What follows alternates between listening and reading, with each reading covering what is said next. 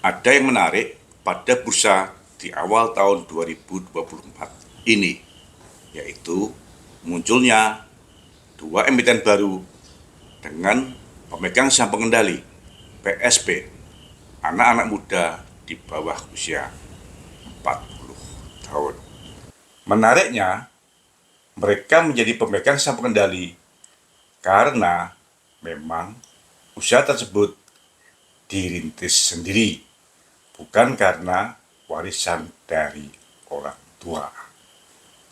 PT Mitra Pedagang Indonesia, calon emiten dan kode MPIE yang berbasis di Madura, Jawa Timur, dirintis oleh Abdul Muiz, pemuda berusia 36 tahun, alumni Universitas Trunojoyo, Madura. Saya telah sharing, teman-teman bisa buka lagi sebagai bahan pembanding. Sedangkan PT Harta Jaya Karya, calon emiten dengan kode meja yang berbasis di Jakarta, dirintis oleh Ricky Andrian, pemuda berusia 35 tahun, alumni Prastya Mulia Business School, Jakarta. Asal-usul kampus kedua pemegang saham pengendali tersebut sangat jelas dan semua dalam negeri. Bukan kampus yang perlu diragukan keasliannya, seperti kampusnya Samsul.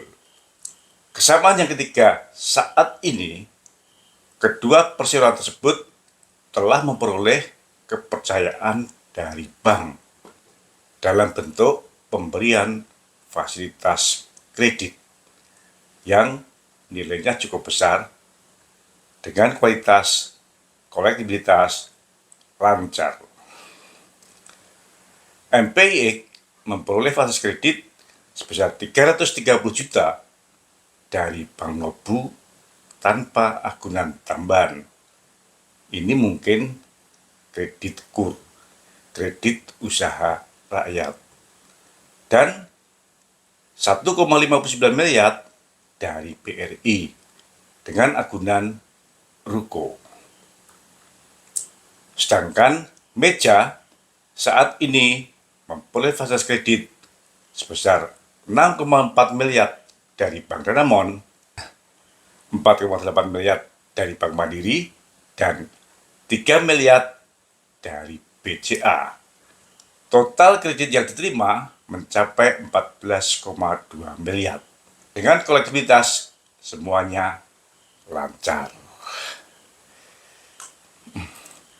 Pemberian fasilitas kredit dari bank-bank ternama tersebut yang sampai saat ini mempunyai kolektibilitas lancar, menurut saya dapat memberikan nilai tambah bagi perseroan, karena hal tersebut menunjukkan bahwa kedua perseroan telah terbukti mampu memenuhi komitmen kewajibannya kepada bank secara tepat waktu, atau kedua emiten telah terbiasa memenuhi janji-janjinya kepada bank. Kedua calon emiten bukan merupakan perseroan yang coba-coba seperti PT Samsul.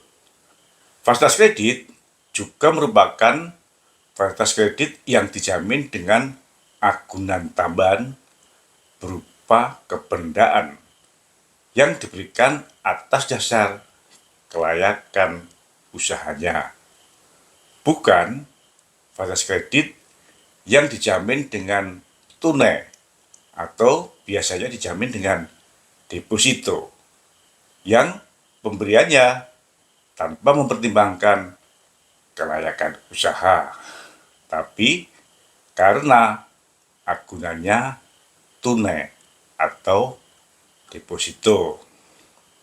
Dengan tiga kesamaan tersebut, apakah kedua calon emiten ini mempunyai kondisi 11-12 dan sama-sama menarik? Selamat datang di Investor Level C. Kami coba sharing aspek fundamental dari sisi yang berbeda dan dengan cara yang beda agar teman-teman bisa tetap tidur tenang meskipun banyak badai di bursa. Tonton sampai habis ya. Semangat sehat teman-teman investor level C, investor yang fokus pada karakter pemegang saham pengendali. Kabar baik apa hari ini? Kali ini saya akan sharing prospektus dari PT Harta Jaya Karya, calon emiten dengan kode MEJA, yang akan listing dengan menerbitkan saham baru sebanyak 480 juta lembar. Harga penawaran umum antara 100 sampai dengan 103 rupiah dan nominal sahamnya Rp20 per lembar, sehingga PBV IPO sekitar 5 kali. Sesuai dengan nilai ekuitas atas dasar laporan keuangan terakhir, kita dapat menghitung PBV MEJA dengan cara membandingkan posisi ekuitas yang sebesar 31,7 miliar dengan jumlah saham yang beredar 1,4 miliar lembar. Sehingga kita dapatkan book value-nya sebesar Rp22 per lembar. Dengan demikian, PBV MEJA saat ini di antara 4,54 sampai dengan 4,68 kali. Bila kita bandingkan dengan MPIX, PBV MEJA hanya hampir setengah kali dari PBV MPIX. Kita juga dapat menghitung return on equity atau ROE MEJA dengan MPIX atas dasar laporan keuangan yang terakhir dengan cara membandingkan posisi laba tahun berjalan yang disetahunkan dengan ekuitasnya. Laba MEJA sampai dengan Juli 2023 sebesar 2,8 miliar. Ekuitas MEJA 31,7 miliar. Sehingga return on equity MEJA pada tahun 2023 diperoleh dari 2,8 kali 12 dibagi 7, lalu dibagi lagi dengan 31,7 atau sebesar 15%. Apabila kita bandingkan dengan ROE MPIX, tren dari ROE MEJA lebih tidak beraturan. Menurut saya, hal ini wajar karena jenis produk MEJA ada yang berupa jasa, yaitu jasa desain, dan ada yang berupa manufaktur, yaitu kontraktor interior dan furniture. Sehingga struktur biayanya sangat berbeda. MEJA juga menerbitkan waran dengan perbandingan 1 dibanding dengan 1 di harga eksekusi Rp115 per lembar atau antara 112% sampai dengan 115% dari harga penawaran umum. Dengan masa eksekusi waran tanggal 6 Agustus 2025 sampai dengan 6 Februari 2026. Menurut saya, harga eksekusi waran ini lebih realistis dibandingkan dengan waran dari MPIX. Sehingga menurut saya, warannya layak untuk dikategorikan sebagai pemanis. Karena menurut saya dalam waktu 18 bulan ke depan, harga saham MEJA akan bisa melampaui harga eksekusi warannya. Dari perkiraan perolehan dana hasil IPO sebesar 40 miliar, MEJA merencanakan akan menggunakan sebesar 12 miliar untuk pembelian alat kerja dan kendaraan, 2 miliar untuk sewa kantor, dan 35 miliar untuk modal kerja, yang sampai saat ini masih mengandalkan dana dari pinjaman bank. Dengan demikian, penggunaan dana hasil IPO paling tidak akan dapat membuat perseroan menekan biaya bunga bank. 100% dana hasil waran juga untuk modal kerja. 100% dana hasil IPO dan eksekusi waran akan dipergunakan oleh perseroan sendiri. Dan ini keren. Namun, yang lebih keren, dana hasil IPO yang akan digunakan untuk membeli kendaraan hanya sebesar 1% atau 109 juta rupiah, yaitu untuk pembelian mobil pick up yang memang benar-benar diperlukan. Ini menunjukkan bahwa perseroan menurut saya sangat hati-hati dalam menggunakan dana hasil IPO.